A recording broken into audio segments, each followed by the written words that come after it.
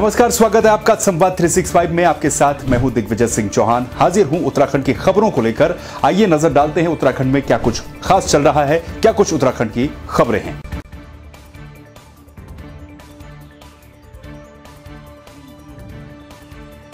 पिथौरागढ़ जिले में मौसम ने एक बार फिर से करवट बदली है। जिले की हिमनगरी मुनस्यारी और पर्यटन स्थल चौकौड़ी समेत जिले की सभी ऊंची चोटियां बर्फ की सफेद चादर से पट गई हैं। जिले में दिसंबर के बाद हुई बर्फबारी से इलाके का नजारा देखते ही बन रहा है। बर्फबारी के बाद यहां पहुंचे पर्यटक भी काफी खुश नजर आए। 2021 की पहली बर्फबारी हो चुकी है। फरवरी के महीने में हमें उम्मीद नहीं थी कि बिल्कुल ये बर्फबारी होगी, और पिछले साल तो 2-3 बार बर्फ गिर चुकी थी इस महीने तक, लेकिन इस बार फरवरी के महीने में पहली बर्फबारी है और बहुत अच्छा लग रहा है। हमें बहुत खुशी हुई है और हम लोग भी घूमने के लिए यहाँ पर आए हुए थे। बहुत अच्छा लग रहा है बर्फ देख के। रात की भारी बर्फबारी से थल मुनस्यारी मोटर मार्ग बंद हो गया है। लोक निर्माण विभाग का जो स्नो कटर यहाँ पे रोड खोलने में लगी है वो बीच रास्ते में खराब हो गया है, और ऐसा कोई संसाधन नहीं है पीडब्ल्यूडी के पास यहाँ पर कि जो ये आज रोड खोल पाए। और जबकि मौसम विभाग का अलर्ट के बाद भी लोक निर्माण विभाग यहाँ पर अलर्ट नहीं हुआ, जिससे यहाँ जो टूरिस्ट हैं, जो क्षेत्रीय लोग हैं, तो थल मुनस्यारी मोटर मार्ग जो मुनस्यारी का लाइफ लाइन है, ये बंद होने से काफी दिक्कतों का सामना करना पड़ रहा है। वहीं इस बर्फबारी से जो किसान हैं, जो पर्यटक हैं, वो खुश हैं, क्योंकि काफी समय से सूखा पड़ा था और बर्फबारी होने से जो है उनके चेहरे खिले हैं।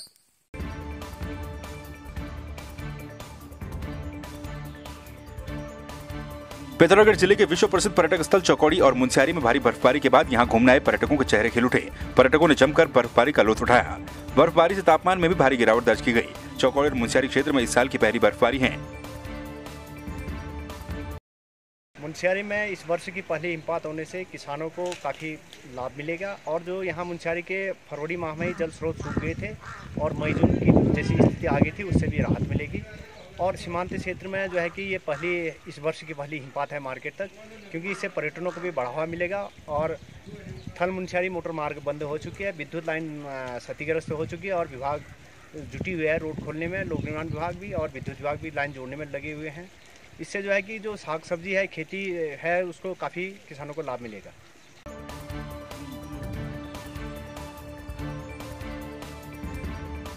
महिला विकास और लैंगिक मुद्दों की चुनौतियों और संभावनाओं पर एक कार्यशाला का आयोजन बेरीनाग में किया गया।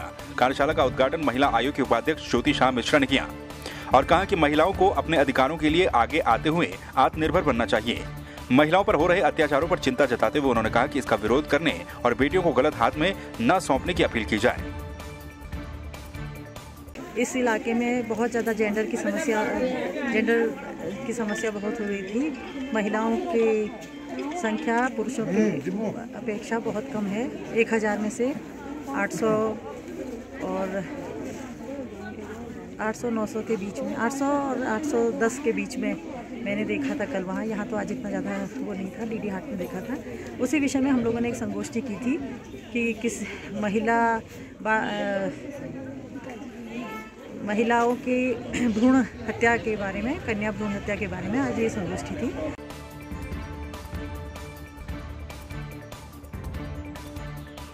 पिथौरागढ़ जिले में कोरोना वैक्सीनेशन का दूसरा चरण 8 फरवरी से शुरू होगा। प्रदेश में पुलिस महानिदेशक अशोक कुमार इसका शुभारंभ करेंगे। पिथौरागढ़ के डीएम विजय कुमार जोगदंडे ने जानकारी देते हुए बताया कि दूसरे चरण में फ्रंटलाइन वॉरियर्स को ये टीका लगाया जाएगा। दूसरा चरण 8 फरवरी से 18 फरवरी तक चलेगा। स्वास्थ्य विभाग ने दूसरे चरण के वैक्सीनेशन की तैयारियां पूरी कर दी हैं। कोविड वैक्सीनेशन का जो कार्यवाही जनपद में चल रहा है, अभी तक उसका प्रगति जो संतोषजनक प्रगति हम लोग करने में सफल रहे हैं। सेकेंड फेज का जो कार्यवाही होगा उसमें फ्रंटलाइन वर्कर्स का वैक्सीनेशन का कार्यवाही प्रारंभ किया जाएगा। फ्रंटलाइन वर्कर का जो वैक्सीनेशन का जो अभियान है, ये 8 तारीख से जनपद में हम लोग प्रारंभ करने जा रहे हैं। 8 से 18 तारीख तक ये संचालित किया जाएगा। शुभारंभ के कार्यक्रम के अवसर पर जो है डीजीपी महोदय द्वारा जो है अपना समय दिया गया है। जनपद में वो आगमन भी कर रहे हैं। उस दिन उनके हाथों से पुलिस लाइन में इसका शुभारंभ भी किया जाएगा।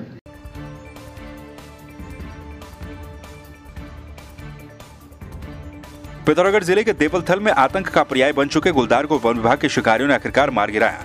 गुलदार के मारे जाने से देवलथल क्षेत्र के लोगों के साथ ही वन विभाग ने भी राहत की सांस ली है। वन विभाग ने बताया कि पोस्टमार्टम में मारी गई मादा गुलदार के आदमखोर होने की पुष्टि हुई है।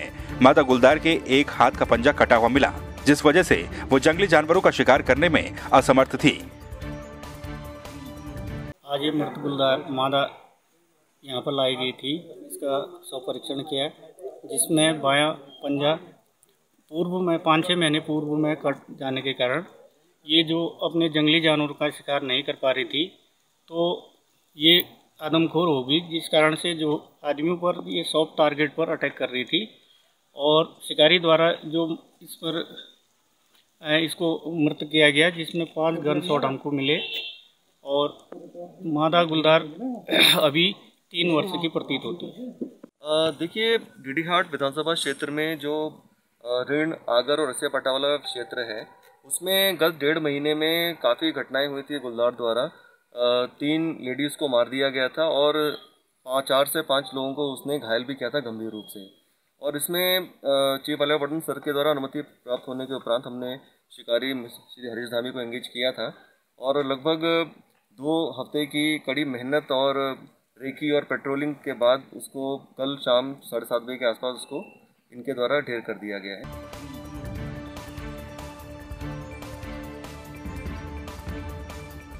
उत्तराखंड सिरकुल मैन्युफैक्चरर्स एसोसिएशन ने कर्मचारी भविष्य निधि संगठन का उद्योगों के साथ एक गोष्ठी का आयोजन किया। कार्यक्रम में मुख्य अतिथि के तौर पर क्षेत्रीय भविष्य निधि आयुक्त देहरादून मनोज कुमार यादव पहुंचे। उन्होंने विभाग के बारे में बताया कि विभाग ने कोरोना काल में किस तरह से कर्मचारियों की आर्थिक मदद की और बहुत बड़ा सहारा दिया। कोविड में हम लोगों ने प्रयास किया वेबिनार के थ्रू इंटरेक्ट करने की अपने एम्प्लॉयर से, अपने जो सिरकुल मैन्युफैक्चरर्स एसोसिएशन था उनसे, लेकिन एक फिजिकली मौका मिला जब बात करने का, तो इसका एक इम्पैक्ट आप देख रहे हैं। लगभग 100 के आसपास लोग इसमें आए और सबने अपनी क्वेरीज रखी, अपनी जो प्रॉब्लम्स थी उनको हमसे साझा किया और हम लोगों ने प्रयास किया कि उनकी जो समस्याएं हैं उनका जवाब दें और उनको जो नई स्कीम्स हमारी आ रही हैं उनके बारे में सारी जानकारी दी जाए, उनकी समस्याओं को दूर किया जाए। टेक्निकल प्रॉब्लम्स भी है अगर कोई, तो उसको भी हम सॉल्व करने की कोशिश कर रहे हैं। बहुत ही उत्साहवर्धक हमें यहाँ पे रिस्पांस मिला है।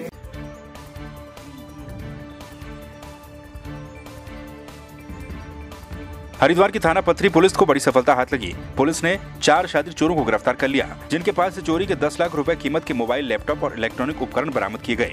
हरिद्वार एसएसपी ने पथरी थाने में चोरियों का खुलासा किया।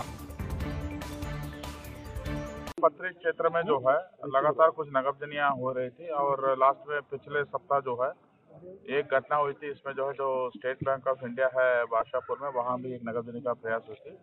इसको हमने तुरंत टीम गठित करी। इसका जो है सीओ लक्सर एवं इंस्पेक्टर अमर शर्मा और एसएसएफ प्रमोद, और इसका निरंतर पर्यवेक्षण जो हमारा एसपी देहात द्वारा किया जा रहा था। इसमें आज हमारा बहुत अच्छा सफलता मिली। इसमें 4 लोगों को हमने गिरफ्तार किया है और इनसे जो है 7 बहुत महत्वपूर्ण पथरी क्षेत्र का 6 है और ये एक लक्सर कोतवाली का है, उसमें हमने अनावरण की है। इनसे जो बरामद माल लगभग 10 लाख का मूल्य का माल हमने रिकवर किया है।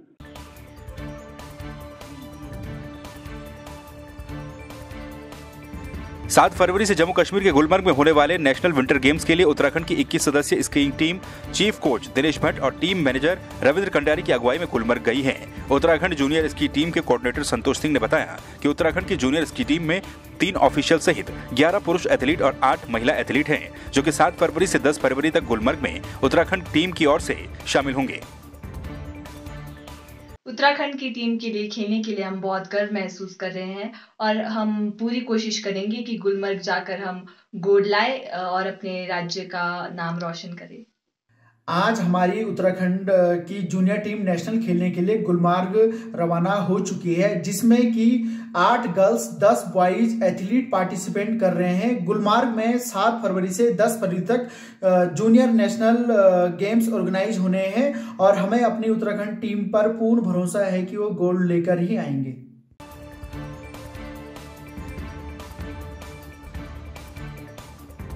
16-17 फरवरी से होने वाले टिहरी लेक फेस्टिवल में स्थानीय प्रतिभाओं को प्लेटफॉर्म देने के लिए जिला प्रशासन की ओर से तहसील स्तर पर सिंगिंग, डांसिंग और पेंटिंग प्रतियोगिताओं का आयोजन करवाया जा रहा है, जिसके तहत 4, 5, 6 फरवरी को सभी तहसील के छात्रों के लिए प्रतियोगिताएं आयोजित की जा रही हैं।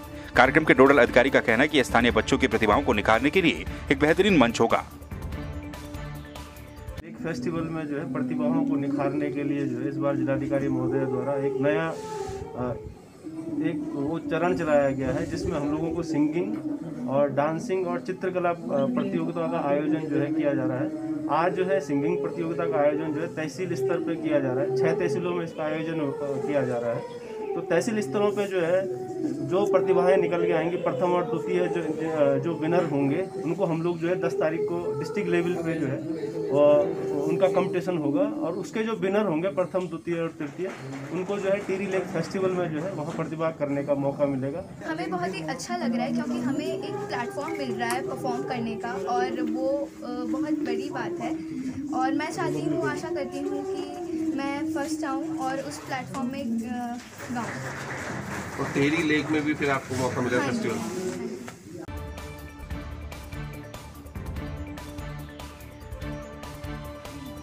नई टिहरी नगर पालिका के द्वारा नगर क्षेत्र के लोगों की समस्याओं के समाधान के लिए बहुउद्देशीय शिविर का आयोजन किया गया। शिविर में समाज कल्याण विभाग, खाद्य पूर्ति विभाग और स्वास्थ्य विभाग के अधिकारी मौजूद रहे। भारी संख्या में लोग अपनी शिकायत लेकर शिविर में पहुंचे और अधिकारियों के द्वारा उनकी शिकायतों का मौके पर ही निस्तारण किया गया। पहल पर जिला अधिकारी महोदय के निर्देश में जो है यहाँ पर नगर पालिका में जो है लोगों के लिए शिविर लगाया गया है, जिसमें जो है समाज कल्याण विभाग यहाँ पर उपस्थित है, स्वास्थ्य विभाग भी यहाँ पर उपस्थित है, पूर्ति अधिकारी भी यहाँ पे हैं और तहसील स्तर के कर्मचारी भी यहाँ पे उपस्थित है। लोगों की जो भी समस्याएं हैं, जैसे विकलांग पेंशन है, उसका भी यहाँ पे निराकरण किया जा रहा है। स्वास्थ्य संबंधी यदि किसी को परेशानी है, डॉक्टर्स की टीम यहाँ पे बैठी हुई है, उनका स्वास्थ्य परीक्षण कर रही है। साथ ही पूर्ति विभाग के द्वारा जो भी यहाँ पे कैंप लगाया गया, उनसे संबंधित जो भी नगरवासियों की समस्या है, उसका यहाँ पर समाधान किया गया।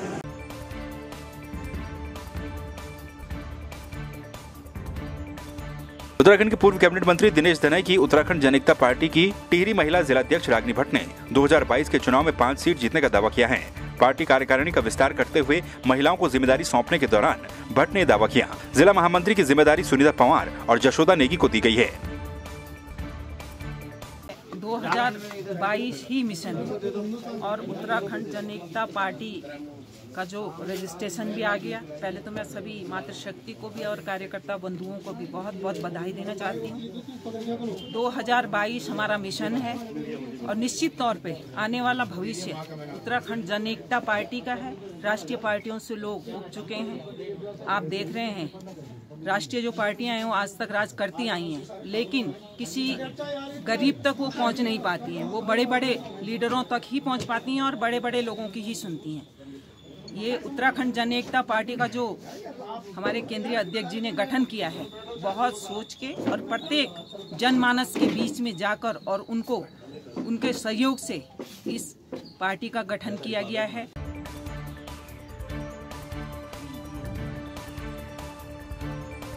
बागेश्वर में आम आदमी पार्टी के प्रदेश उपाध्यक्ष बसंत कुमार ने जिले की 2 विधानसभाओं कपकोट और बागेश्वर के लिए ऑडियो वीडियो मोबाइल जागरूकता वैन को झंडी दिखाकर रवाना किया। ये दोनों गाड़ियां दोनों विधानसभाओं के हर न्याय पंचायत, बूथ, शहरी और ग्रामीण इलाकों में जाएंगी। पिछले 1 तारीख से, फरवरी 1 तारीख से देहरादून से 70 विधानसभाओं के लिए 70 वीडियो मोबाइल वैन हमारे द्वारा संचालित किए गए हैं उत्तराखंड प्रदेश में, जिसका फ्लैग ऑफ देहरादून से हमारे उप मुख्यमंत्री श्री मनीष सिसोदिया जी द्वारा किया गया था। 70 विधानसभाओं में पार्टी की नीतियों को, रीतियों को प्रदर्शित करने के लिए और उत्तराखंड की जनता को जागरूक करने के लिए और अपने वॉलंटियर्स के द्वारा जनता तक राजनीतिक अच्छी समझ के साथ एक अच्छे उज्जवल उत्तराखंड प्रदेश के कामना के साथ हम लोगों के द्वारा 70 विधानसभाओं में 70 मोबाइल वैन्स को संचालित किया गया है।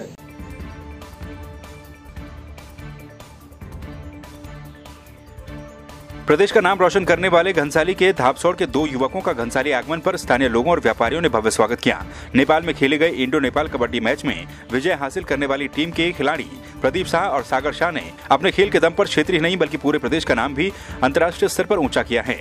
उनकी इस उपलब्धि को लेकर घनसाली आगमन पर लोगों ने फूल माला और ढोल दमाओं के साथ उनका स्वागत किया।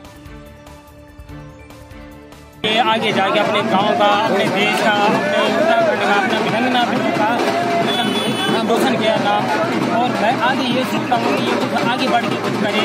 ये सौभाग्य की बात है उत्तराखंड में और घनसाली विधानसभा से ये 2 बच्चे जो नेशनल पर जीत के आए हैं, उनके लिए बहुत बहुत हमें गर्व की बात है। पूरे देश में, इस वर्ल्ड में इस चीज़ की बात जाएगी कि शिक्षा के क्षेत्र में और खेल के क्षेत्र में उत्तराखंड के बच्चे अग्रणी हो रहे हैं। दुर्ग क्षेत्र ग्राम धापसौड़ के इस विकासखंड विलंगना के 2 नौजवानों ने अंतर्राष्ट्रीय खेला है। सागर शाह और प्रदीप शाह ने क्षेत्र में खुशी की लहर है। एक सामान्य परिवार में जन्मे इन दोनों बालकों ने नाम रोशन किया, इसके लिए पूरे विकासखंड तेलंगाना में इनका जोरदार स्वागत हो रहा है। हमारी अकेडमी हमने ज्वाइन की थी तो हरियाणा में नरवाल, वहाँ से फिर हमने इंडियन पैसिफिक फेडरेशन ज्वाइन किया, जिसकी तरफ से हम अभी नेपाल में गए। अच्छा, कौन सा खेल आपने वहाँ पे खेला, मतलब किस तरह का आयोजन था वो? कबड्डी का। ये बड़े गर्व की बात है कि दुनिया के क्षितिज पर हमारे छोटे भाई प्रदीप शाह जी ने और सागर शाह जी ने अंतर्राष्ट्रीय स्तर पर नेपाल में जो कबड्डी प्रतियोगिता का आयोजन हुआ, आपने अंतर्राष्ट्रीय स्तर पर घनसाली के साथ साथ समूचे उत्तराखंड का और पूरे देश का नाम गौरवान्वित किया है। सबसे पहले मैं इन दोनों भाइयों को बहुत बहुत शुभकामनाएं बधाई देता हूँ। आपने हमारे विधानसभा घनसाली का नहीं, बल्कि आपने पूरे देश और हमारा उत्तराखंड, हमारी गढ़वाली की जो परंपरा है, हमारी जो गढ़वाली भाषा है, उसमें अगर आपने हमारा नाम गौरव पूरा राष्ट्रीय स्तर पर किया तो मैं आपको प्रणाम करता हूँ और आपकी उज्जवल भविष्य की कामना करता हूँ। प्रदीप शाह और सागर शाह ने अंतर्राष्ट्रीय कबड्डी प्रतियोगिता में भारत का नाम रोशन किया, जबकि एक ग्रामीण प्रवेश और बहुत गरीब घर से जन्मे दोनों बच्चे और ग्रामीण स्कूलों में पढ़े। ये बहुत बड़ी नहसियत हमारे भारतवर्ष के लिए, जनपद के लिए, विकासखंड भिलंगना के लिए होगी कि ऐसे नौजवान बच्चे जिन्होंने भारत का नाम रोशन किया, हमारे उत्तराखंड का नाम रोशन किया, जनपद टिहरी गढ़वाल का नाम रोशन किया और विकासखंड भिलंगना विधानसभा घनसाली का नाम रोशन किया।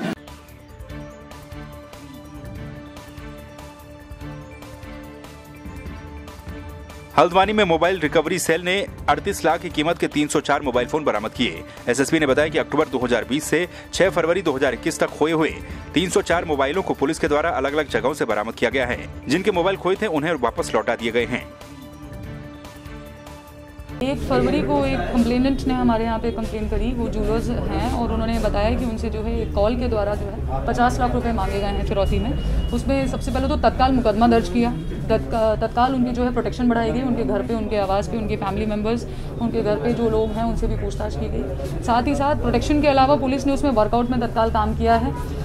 ये जो कॉल आई थी उनके पास में जो रंगदारी मांगी गई है वो राहुल राठौर नाम से जो मुख्य आरोपी हैं वो सितारगंज सेंट्रल जेल में निरुद्ध हैं, उसके द्वारा जो है ये कॉल की गई और उसने सिम के अरेंजमेंट के लिए जिन लोगों को लगाया इसमें, उसमें 3 पुरुष हैं, 2 महिलाएं हैं, वो सभी हमारी गिरफ्त में हैं, उनको सभी को अरेस्ट कर लिया गया है और वो सभी लोग 120B के इसमें मुलजिम।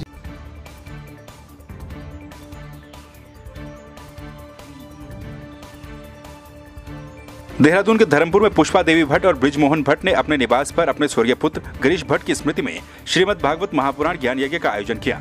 कथा का आयोजन 5 फरवरी से 11 फरवरी तक किया जा रहा है। कथा का रसपान व्यास पीठासीन आचार्य पंडित योगेंद्र प्रसाद रतूड़ी के द्वारा किया जा रहा है।